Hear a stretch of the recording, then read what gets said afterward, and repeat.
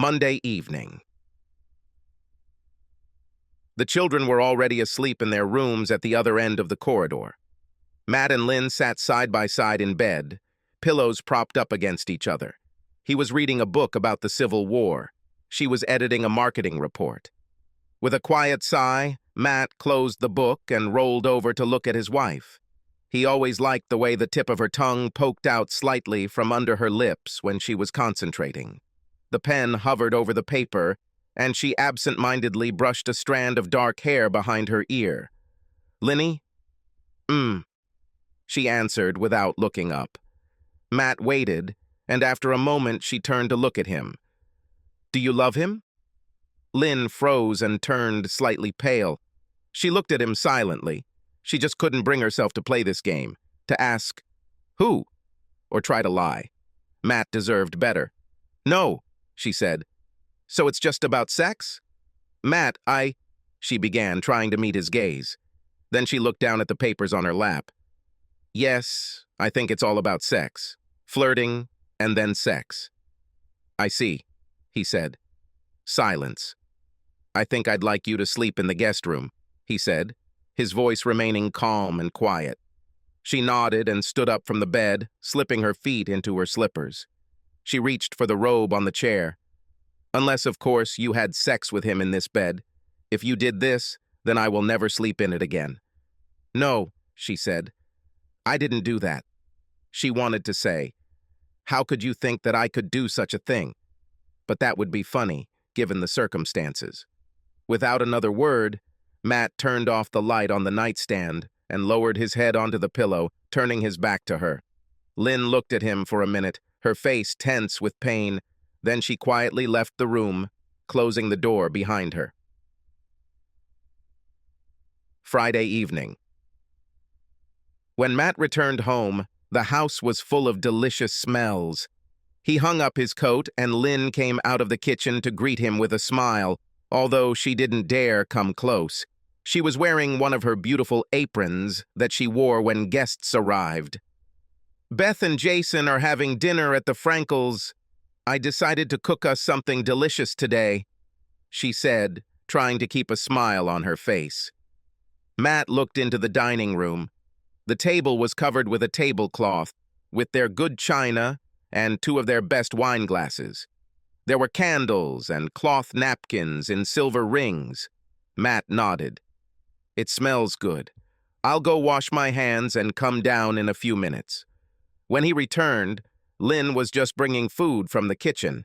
She served each of them a portion of fried chicken, along with potatoes and green beans. On one side, there was a salad with orange slices in a beautiful bowl. They sat down, and Lynn smiled brightly at her husband, although the tension was visible on her face. "Looks really nice," Matt said. Then he slowly stood up and climbed onto his chair so that he towered over the table.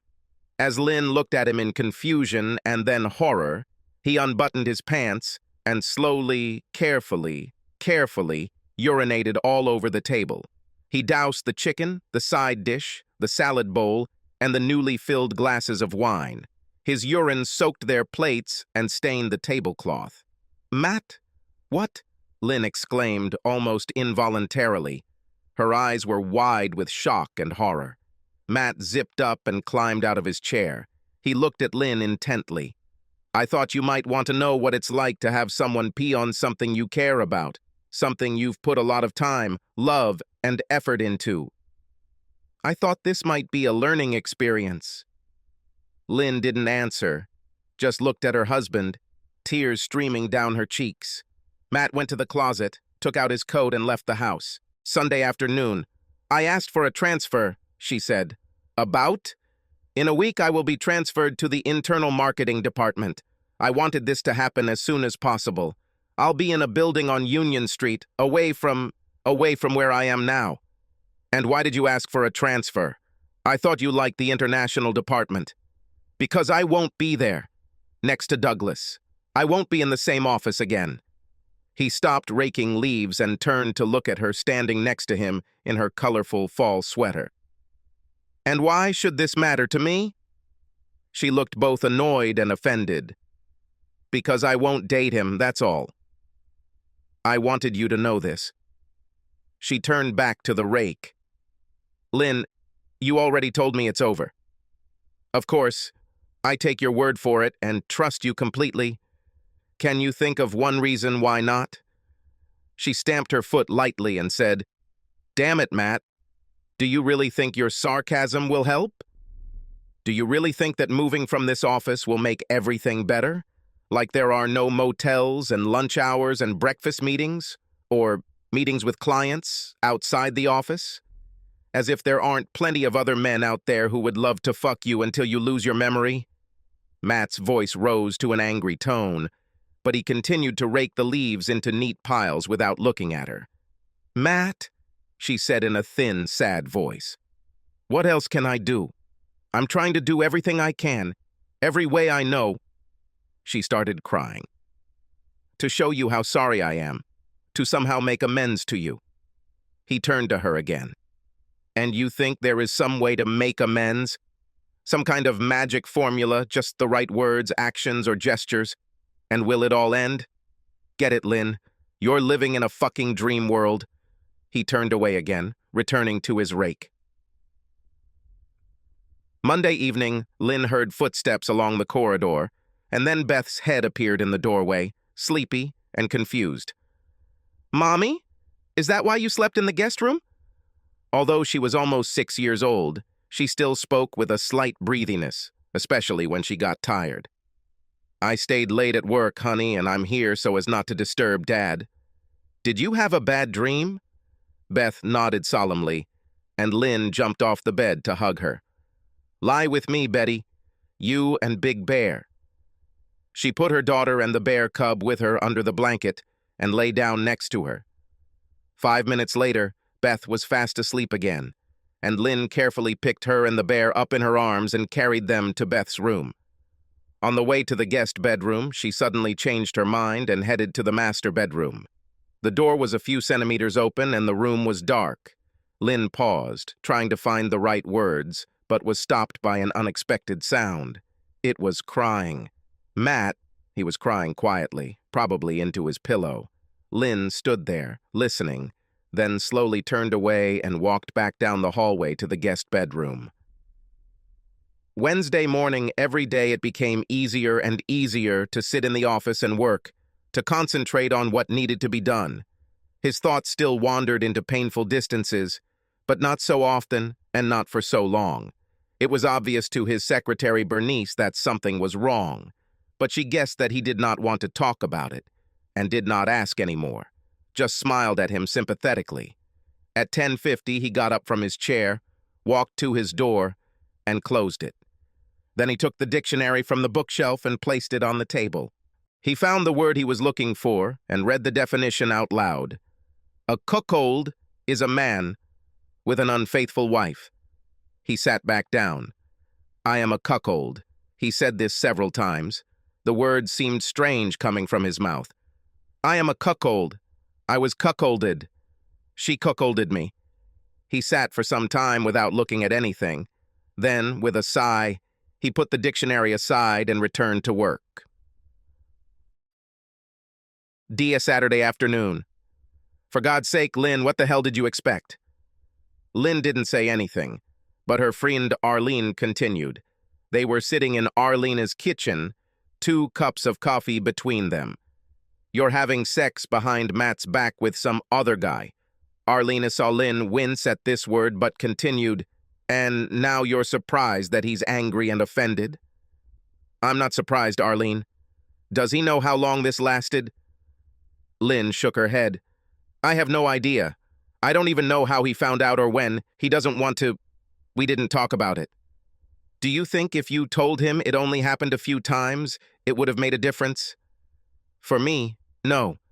Lynn grimaced. I mean, if it were the other way around.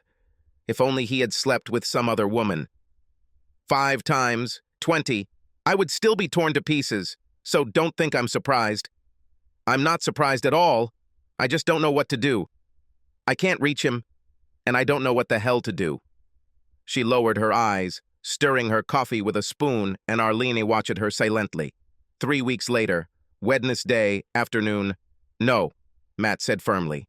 And then, a little quieter. No, I don't want her to tell me about it. The therapist frowned slightly. She had short dark hair, almost a beetle cut, and wore a brown corduroy jumper. Her name was Isabel Harshman. Don't you think this will help both of you? So you know why Lynn did what she did? Matt looked at her without even glancing at his wife sitting next to him. I think it might help Lynn to get it all out. But I don't understand how this can help me. Honestly, Dr. Harshman, I feel like I'm suffering enough as it is. Hesitantly, Lynn said, I thought that if I told you about it, about how it happened and why, then you would understand that I could never do anything like that again. Matt turned and looked at her. Do you really believe this? Do you really think there's anything you can say to me that will restore my trust in you, Lynn? To make me feel like I won't have to worry about you for the rest of my life, wondering when the next time you'll jump into bed with another man? Lynn looked down at her lap. She said very quietly, No, Matt, I don't think there's anything I can say to do that. 2 months later, Thursday evening. Oh, Matt, it's so beautiful here. She smiled broadly at him, squeezing his hand across the table. They sat at a table on the veranda overlooking the Caribbean Sea. The air was deliciously warm and the red hue of sunset still hung in the sky. On the table between them sat a pitcher of sangria and a plate of fried shrimp. It's beautiful, isn't it? His answering smile didn't quite match hers. There was some tension on his face, perhaps around his eyes. He squeezed her hand back for a few moments, then raised his fork to spear another shrimp. Thank you very much for agreeing to go south with me. Lynn knew it was difficult for him to hold her gaze for more than a moment. An hour later, they were making love in their room. Matt worked her vigorously and powerfully, making her moan. He held on for a long time, and Lynn achieved 2 wonderful climaxes before he sped up and climaxed with a loud moan. Later, they lay next to each other, Matt on his back with his arms behind his head, and Lynn cuddled up to him with her head on his chest. That was wonderful, baby, she murmured in a low, relaxed voice, and Matt reached down to rub her back gently.